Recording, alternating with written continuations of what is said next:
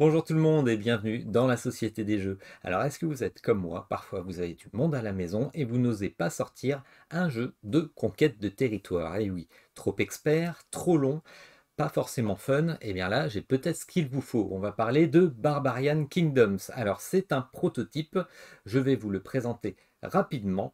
Un jeu qui se veut pas expert, plutôt tourné vers des joueurs intermédiaires pour des parties fun et rapides. Alors, on va regarder ça tout de suite. C'est parti.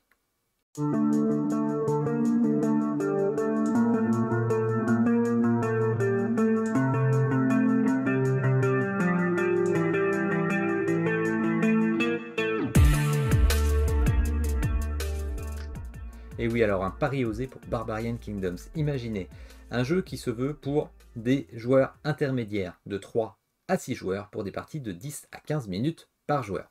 Alors, c'est vrai que dans ce créneau-là, c'est un petit peu le seul jeu qui existe. Et là, je vais vous présenter le prototype. Merci à Christophe et Aurélie de me l'avoir prêté. J'ai enchaîné les parties, je me suis bien amusé, je vous le dis tout de suite. Donc, un jeu qui a en plus un petit système de bluff, on va voir, avec des pots de vin. Un jeu en plus qui va se retrouver relativement fluide, je vous le dis tout de suite, parce qu'effectivement, chaque joueur à son tour n'a qu'une seule action possible. Effectivement, on ne pourra faire qu'une seule action. On va voir, les règles ne sont pas hyper étendues, et c'est ça toute sa force. Il est relativement simple à appliquer, mais il a une énorme richesse. Alors, qu'est-ce que nous avons? Nous avons d'abord ce magnifique plateau, vous le reconnaîtrez pour ceux qui regardent les vidéos le dimanche, je l'avais déjà présenté. Le plateau représente l'Europe du 5e siècle, que vous voyez divisé en plusieurs territoires. On va revenir dessus parce que vous voyez des couleurs. Qu'est-ce qu'il y a? Eh bien, effectivement, il y a 6 joueurs possibles, donc vous allez voir 6 couleurs différentes, plus des territoires qui sont neutres, sur lesquels j'ai mis des petits butins. Des petits butins qui sont mis au hasard, donc c'est de la monnaie du jeu, et je tiens à le préciser tout de suite, toute la monnaie du jeu, tout l'argent qui va transiter lors de la partie se retrouve soit sur le plateau dès le début au hasard, soit dans les trésors de guerre, effectivement. Donc il n'y a pas une banque extérieure, il faudra s'en rappeler, ça va rajouter un petit quelque chose lors des phases justement de bluff avec les butins de guerre, c'est quelque chose qu'il faut prendre en compte. Tout l'argent est en vase clos, voilà. Donc les territoires différents, 6 clans possibles. 6 clans possibles, là j'en ai présenté 3, et effectivement vous voyez chaque clan a des territoires de base pour le début de la partie. Les clans qui ne sont pas représentés ont un territoire supplémentaire pour l'équilibrage. Donc par exemple prenons nos Ostrogoths. Nos Ostrogoths ont 2 territoires classiques et un territoire qui est une capitale sur laquelle j'ai mis le roi, le chef des Ostrogoths. J'ai fait la même chose pour les Visigoths et pour les Francs. Comme vous pouvez le voir, il y a également de la mer, effectivement. La mer est un territoire particulier, indivisible, et c'est le seul territoire du jeu qui pourra accepter plusieurs unités en même temps. Tous les autres territoires ne pourront recevoir qu'une seule unité, sauf en cas de bataille. Je précise ces petits points tout de suite, on va les revoir après lorsque l'on voit les actions.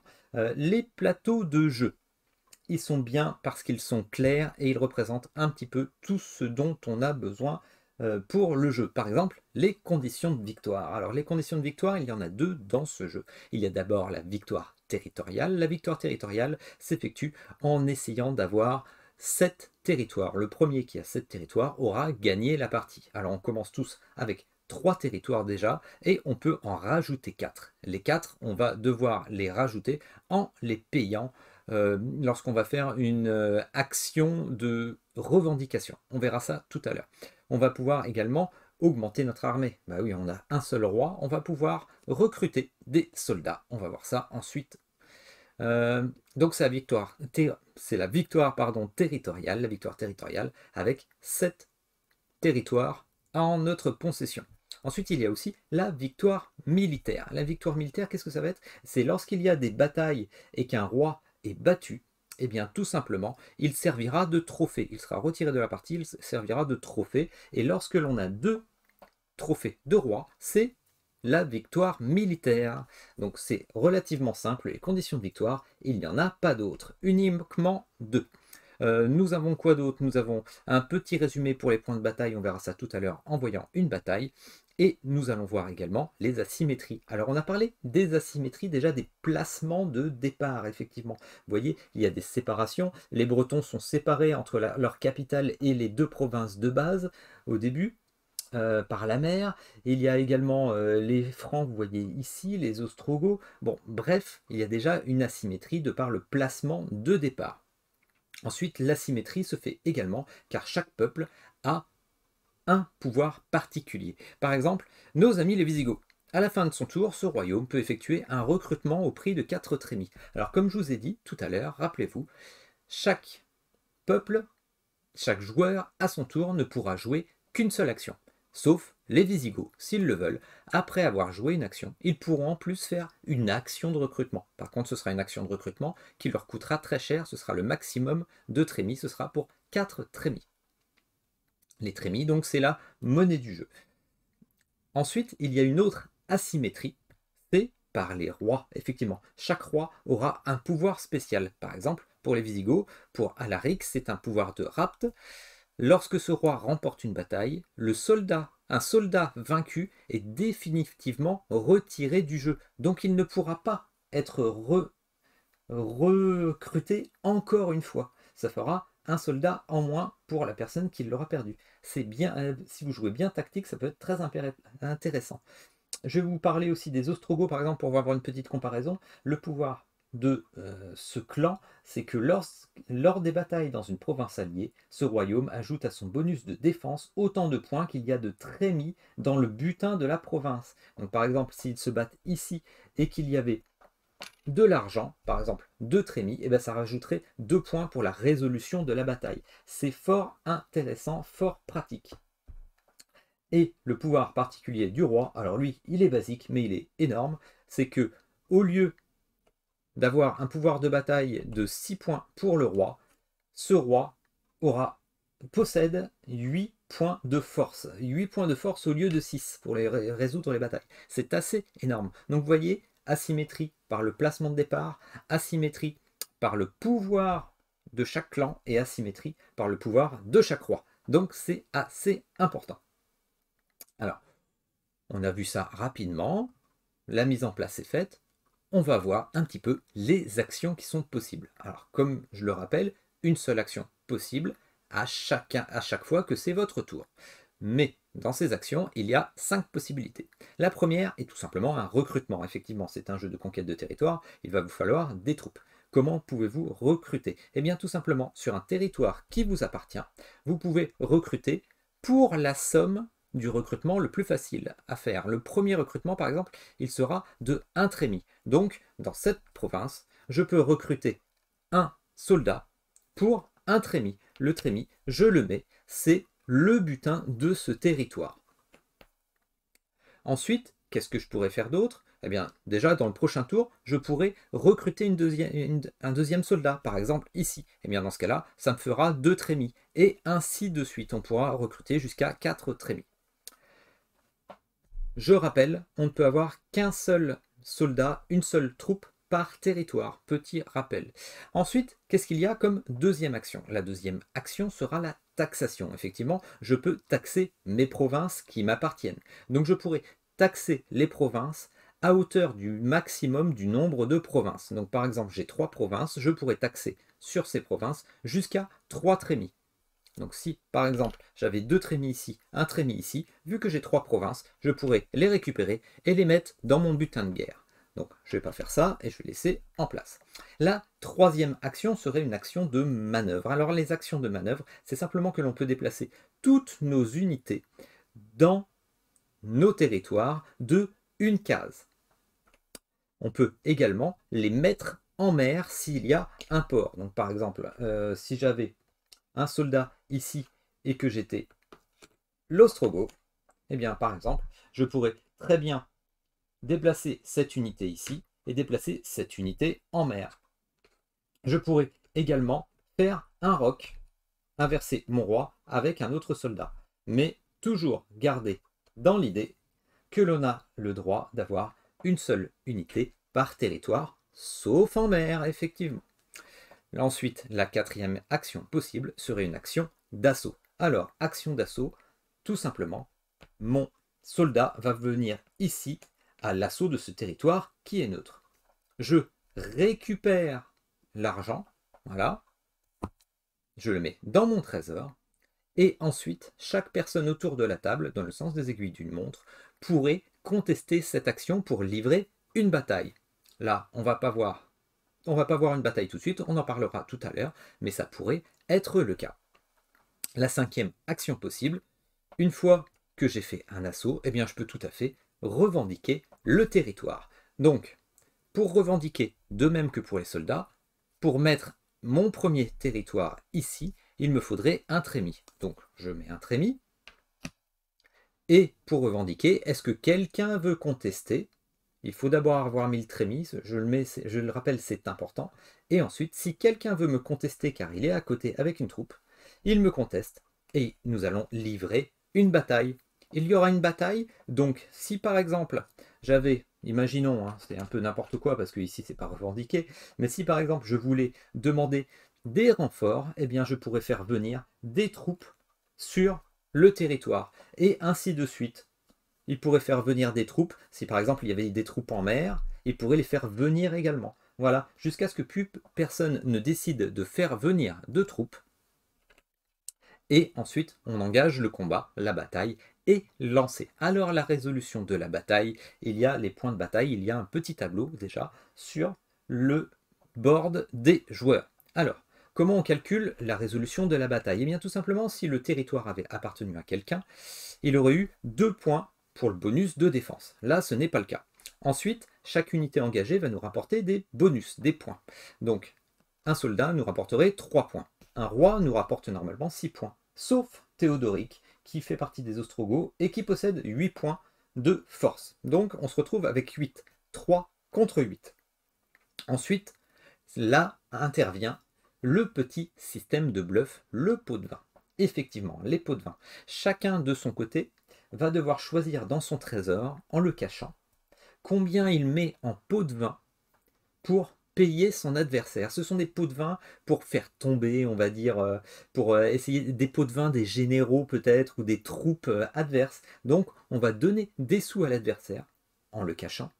Et ensuite, chaque trémies que l'on aura donné à l'adversaire va nous faire des points bonus. Donc vous voyez très bien qu'on peut bluffer l'adversaire, on peut discuter avec lui, on peut lui faire croire des choses, peut-être qu'on va combattre dans un territoire, peut-être pour aller chercher un adversaire, mais pas forcément pour récupérer le territoire, mais peut-être pour récupérer des sous parce que on pense que lui il va tout miser pour essayer de garder ce territoire ou pour vous empêcher de vous étendre. Voilà, ça va être un beau système de bluff. Alors qu'est-ce que je vais faire? Eh bien tout simplement, Théodoric là, il a 8 points de victoire pour l'instant. En face, il y en a 3. Donc Théodoric, il est assez sûr de lui. Bon, il voudrait quand même assurer le coup parce qu'en face, on se rappelle quand même que le début de partie est là. Les jaunes, les Visigoths n'ont placé que 2 trémies. Potentiellement, les Ostrogoths ne savent pas combien il y avait dans le butin de la province qui a été récupéré également avant. Je vais rassurer le coup. Je vais mettre 5 trémies. Je le cache. Moi, de mon côté, bon, bah, je sais que c'est quasiment perdu et j'ai pas envie de livrer trop d'argent pour le moment. Si je perds la bataille, je vais perdre un soldat. Bon, le soldat me comptait en recrutement une seule pièce. Alors, je pourrais très bien essayer de tout miser pour essayer de tuer le roi adverse et partir vers une victoire militaire si j'avais le trophée du roi adverse. Mais ça me semble bien compliqué pour la suite de la partie. Je vais mettre uniquement une pièce. Une pièce, tant pis. C'est peut-être perdu d'avance, mais au moins je vais récupérer ce qu'il met en face. Je ne sais pas combien il va mettre. On va résoudre. On inverse les bourses. Les pots de vin arrivent. Voilà. Ici une pièce. Ici 3 pièces pour 5 trémies. Donc on rajoute ces points au bonus. Ici, il y avait donc 8 points. 8 points plus 5. On se retrouve donc à 13 points pour la bataille. Du côté des Visigoths, bon, nous avions uniquement 3 points et on rajoute un point, 4 points. Voilà, donc nous avons 13 points pour les Ostrogoths, 4 points pour les Visigoths. Le soldat est battu et revient ici. C'est un soldat perdu. Par contre, les sous viennent dans les trésors de guerre de chacun. Alors, peut-être que le Visigoth a perdu une bataille, mais je ne suis pas sûr qu'il ait perdu la guerre de l'argent, effectivement, lorsqu'on compare la finalité. Théodoric, de toute façon, récupère les sous car il n'était pas l'instigateur du combat, donc c'est comme s'il était venu pour faire un assaut. Il récupère les sous, il récupère quand même un point. Si le soldat avait gagné, l'argent qu'il avait placé serait l'argent de la prise, là, de la revendication, et on aurait rajouté un territoire supplémentaire. Voilà, mais là c'est pas le cas, donc je le remets en place, je remets les sous pour Théodoric, et voilà, si Théodoric avait été avec plusieurs unités, par exemple, une unité qui venait, bon, j'imagine, hein, deux unités qui étaient venues de mer, par exemple, voilà, tout simplement. Il aurait fait venir toutes ses troupes venant de mer, parce que je vous rappelle que c'est le seul territoire, la mer, dans lequel on peut mettre beaucoup d'unités, on peut mettre plusieurs unités. Comme vous le voyez, en plus, c'était un endroit où il y avait un port, donc on pouvait rapatrier des unités pour augmenter ses troupes pour la bataille. Eh bien, la bataille, c'est terminé. Théodoric et les Ostrogoths ne doivent laisser qu'une seule unité sur les territoires ici. Il peut rapatrier sur les autres territoires qui lui appartiennent et qui sont adjacents une unité. Par contre, on ne peut en mettre qu'une seule, on ne peut pas en avoir deux dans chaque territoire. Et je ne peux pas rapatrier une unité sur la mer après une bataille. Donc, ce guerrier, oui, il m'a servi peut-être pour la bataille, c'était peut-être un plan, une stratégie d'essayer de cumuler des personnes, des combattants sur la mer, mais lorsque je les fais venir, ils ne peuvent pas revenir sur la mer. Ils sont perdus. Chose à se rappeler. Voilà. Et bien là, vous savez quoi? On a vu toutes les règles du jeu. Et oui, alors vous voyez, c'est condensé, c'est simple, uniquement 5 actions différentes, et pourtant une tonne de stratégies possibles. Des ports, de la mer, des territoires qui sont séparés, une asymétrie sur les territoires de départ, une asymétrie sur les peuples, une asymétrie sur les rois. Vraiment, on a un jeu qui a d'énormes possibilités tactiques et pourtant qui est simple, qui est facile à expliquer et qui est fluide. Oui, de par le fait de faire une seule action par personne à son tour, franchement, ça fait un jeu qui se déroule très très vite, avec en plus ce système de bluff et de pot de vin qui je trouve donne un petit aspect supplémentaire très fun au jeu, avec du bluff entre joueurs, avec de la félonie, vraiment des mensonges, des meurtres. C'est Game of Thrones en fait, ce Barbarian Kingdom, mais oui c'est Game of Thrones, on se ment, on se fait la guerre, c'est génial. Alors je trouve que finalement le pari est réussi. Oui, quand j'avais proposé effectivement à Christophe de tester le prototype et de faire une vidéo, j'avais vu les règles, je trouvais ça sympa et je trouvais qu'il y avait un pari qui était osé et qui se tenait en lisant simplement les règles. Eh bien, en le jouant, je trouve que le pari est complètement réussi. Un jeu facile, fluide, rapide et fun grâce au butin, grâce au bluff, grâce au pot de vin, je cherchais le terme. Vraiment, on a une belle osmose du jeu, pari réussi. Ce n'est pas un jeu trop long, ce n'est pas un jeu expert. Franchement, Barbarian Kingdom, je suis conquis, bravo, vraiment. Même si sur le papier, j'aimais le jeu, et ben je suis agréablement surpris, encore mieux que ce que je pensais. Vraiment, je vous invite à suivre la campagne sur GameFound. Vraiment, merci à Christophe et Aurélie de m'avoir prêté le prototype.